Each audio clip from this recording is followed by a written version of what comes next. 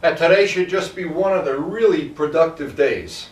We've got some really good weather coming the next couple of days. It's going to be in the 40s, not the 30s, the 40s. Wow! Be great for painting. We got some painting to do on the fork legs today. One is hanging up from yesterday. We got to get the other one done. It's the kind of day I've been waiting for a long time. Whenever the weatherman says there's no chance of rain, zero precip, I'm always a little skeptical, but I think today is going to be a good day to get some painting done. I've been looking around here for, now, what's going to happen at some point in time, I'm going to be waiting for paint to dry. So what I'm going to be, as I'm trying to plan out the day, I'm trying to look at what some of the things that would be appropriate to do. I see there's some brackets here that need to be cleaned up, among other things. I wanted to polish that titanium on the exhaust. Looking around, and while I have the bike apart, I'll get that long stick with the rag and get down in all these nooks and crannies. I like that while a bike is apart, if nothing else, you can get all these little things clean that are difficult to clean when the bike has the fairing on and all the seat and everything. So we got plenty of things to do today. I'm really looking forward to a productive day. That is a true story. I won't mention who this is, but I think most people will know who it is. I was out in the garage one morning, oogling the bikes. I like to come out here, flip the battery chargers, look at all of them, and just, well, eat my heart out that I don't have more. But phone rings, and it's my very, very good friend, will not mention his name. I said, "What are you doing?" He says, "I'm out in the garage looking at my motorcycles." I said, "Well, you know what? That's what I'm doing. I'm oogling the bikes." He says, "What are you talking about, oogling the bikes?" I said, "We come out here in the morning with a cup of coffee and look at them, and man, there's a cobweb on this one, and there's a dead mouse sleeping under this one."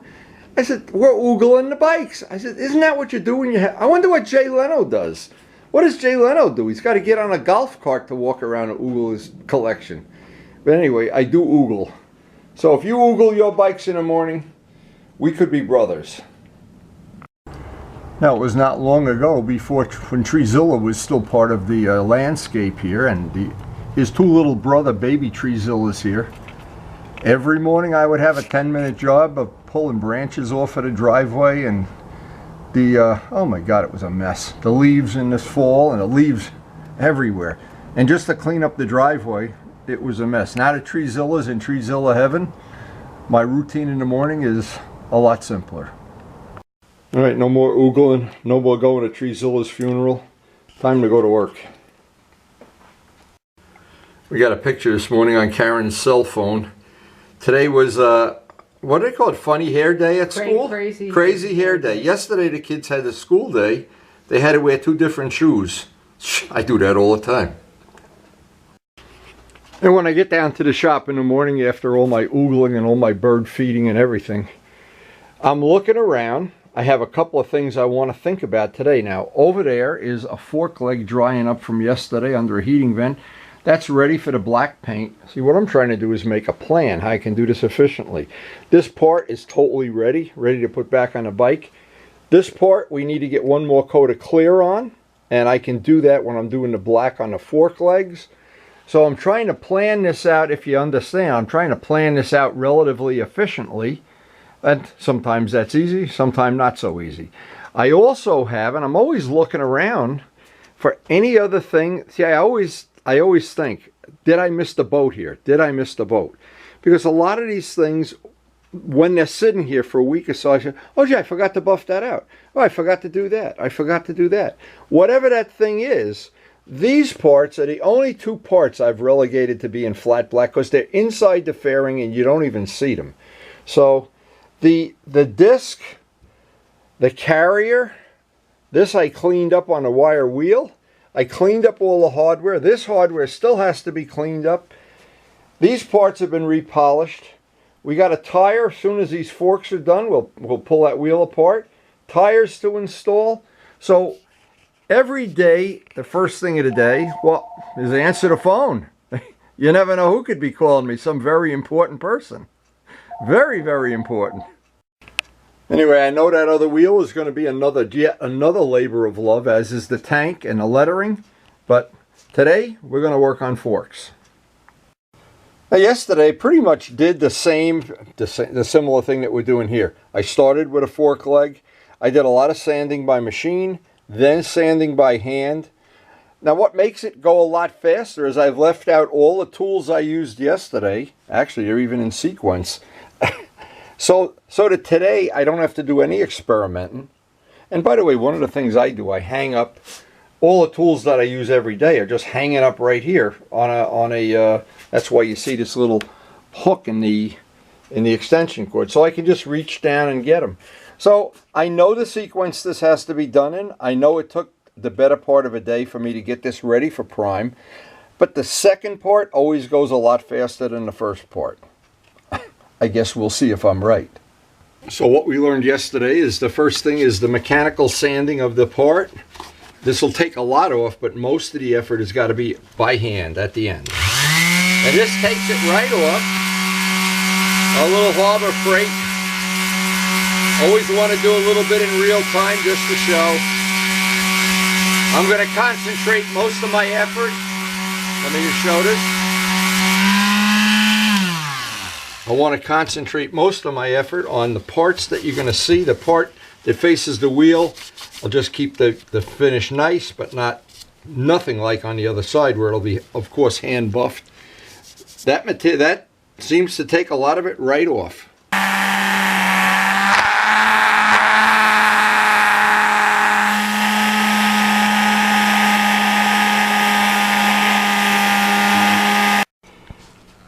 So a lot of it, getting in all these angles and edges and everything, is all going to be just like yesterday. Just a lot of work by hand with the sanding block soft and hard. Now for sure, one of the handiest tools when you're doing all the hand sanding, we found this out yesterday, the good old-fashioned nail file wrapped, in this case, with some 220 paper. It's not really important what the grit is because we just want to etch this surface. And what's nice about this, it'll get in a lot of the little angles and corners. And this is the thing that right now I've got to pay the price and get this as smooth as possible because I don't want to put, in this case, I saw how nice the primer dried on the first part. I'm thinking I'm one coat of primer. I won't even have to sand the second coat. I won't have to put it on. 2 coats of primer and we'll be ready to paint this afternoon. So it's just, all of these things are just, you can call them a labor of love, but it's just a lot of hand sanding. I call it a trip to the gym. So the weather is really cooperating out there. We're going to go, a little change of plan. We're going to go get a coat of primer on this, wait about 10-15 minutes, 20 minutes, get another coat of primer on it. That'll be 2 coats of primer, hang it up by the heating vent, and then Karen would like to go shopping. So we can kill 2 birds with 1 stone. The primer will be drying while we're out shopping. That's a good system. Now, I'm using prep wool on this to just get off any grease or fingerprints that are still on here. I want to recheck that tape that I didn't hit it with the sandpaper and put a gouge. No, I didn't. Wow, I'm getting good. Maybe sooner or later I'll be able to do this with total reliability. But anyway, once this is prep wool down, now, and of course every day, you can see why we do this, every day in the life of Wendy and Karen and Miles here, we have some unexpected things. Things change by the minute. I kind of like it that way because I'm so opposed to having a Groundhog Day life. But anyway, the whole purpose of this is if we can get something drying while I'm out shopping, boy, it kills 2 birds with 1 stone. Now, a lot of times it doesn't work out that way. And that'll give that primer some extra time to dry, and when I get back, we'll be able to put the black on it. Assuming, because the weatherman has promised, there's 0 chance of rain. Okay, that is absolutely ready. And the way this primer is laying down, this self-etching primer is just laying down beautifully here. Just couldn't be any better.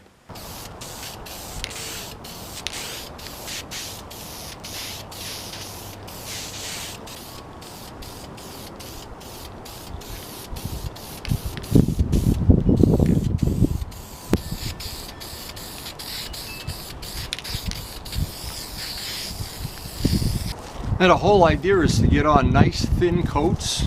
We'll get 2 thin coats on.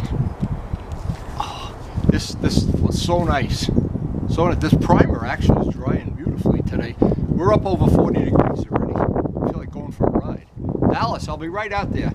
Get your bike started. How convenient is that? We got this done. I didn't plan it this way. Karen didn't plan it this way.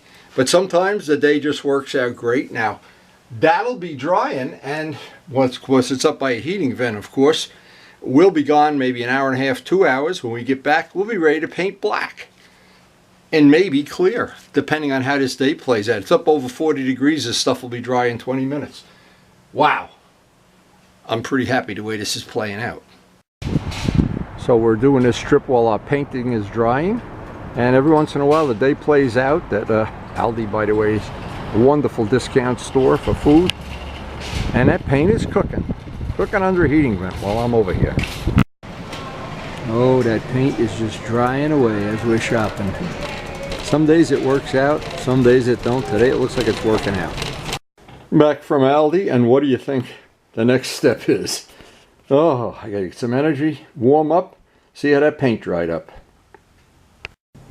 Oh, they're drying up perfectly. That heat is on. It's ready for black. Next step, we'll get the black on there. Oh man, that's gonna look nice. I'm excited about seeing these.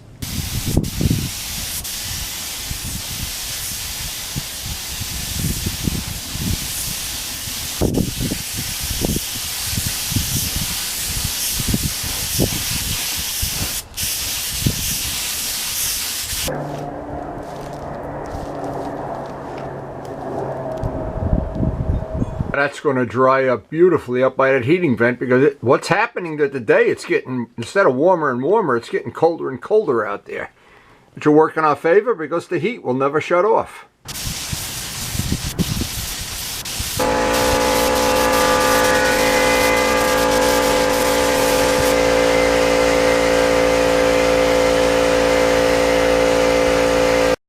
Oh, it's a thing of beauty while they're drying up by the heating vent. Oh boy, now we're going to give that about 20 minutes. It's pretty much time for lunch anyway. That'll dry up by a heating vent. It'd probably dry even faster. We'll come down and put the clear on it.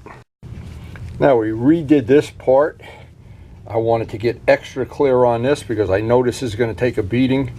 And when I did this part originally, a couple days ago, I sanded through, so it meant I had to put some more black. But again, that's no problem at all. It works out fine. This modern paint is very easy to repair.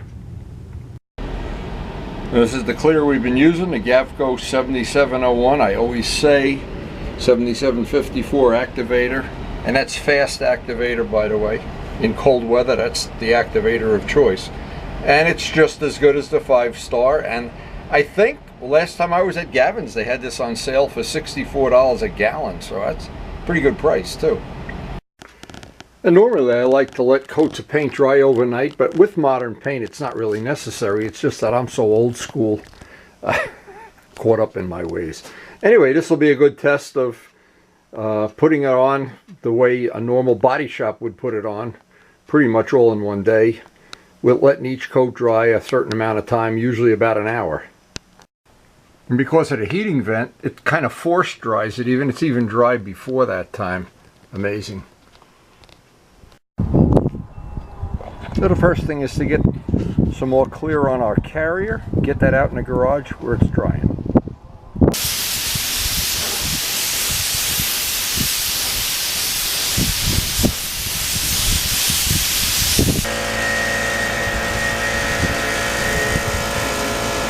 Just more little details, and I want to get every one of them as good as I possibly can. Even this little part that you're really not going to see the whole part, but the parts you do see, at least they won't be flat black. And when this bike is all assembled and all in one piece, there will be very, very little flat black.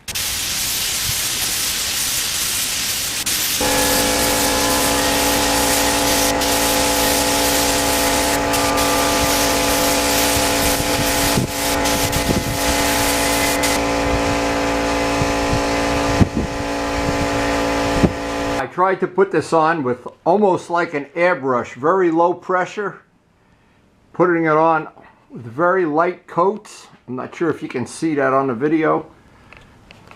That is really going to dry up nice overnight. Of course, it's got to stay in the garage overnight because we have the baby coming here today. And every time I'm out here, I just like to check. Oh my God. Being a painter is a very rewarding thing. You get this, it's like being a cook. You get to see what you do right away. There's a lot of good ways to put clear on. Some people put it on with a very wet coat. And what I found works good in cold weather, and I just did it today. I have a very low pressure, and I have the gun set almost like a big airbrush. It's putting on a very light coat, and I just keep putting it on over and over and over and over again. And it seems to put a nice coat on. It lays down beautifully. I hope you can see that on the video. Now, because these are going to dry in the garage overnight, they're going to take a while to dry, but it won't matter because once these are set in the garage and they're drying up for the day, tomorrow we'll work on the wheel.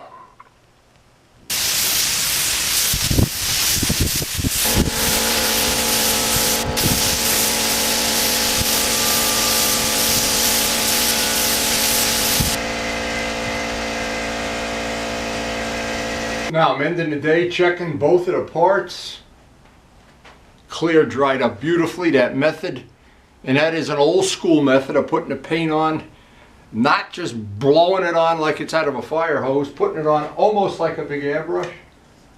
We have 2 coats of clear on here. This is going to dry in the garage overnight. And tomorrow we should be in really, really good shape to start working on the wheel. So anyway, hope you enjoyed the video and thanks for watching.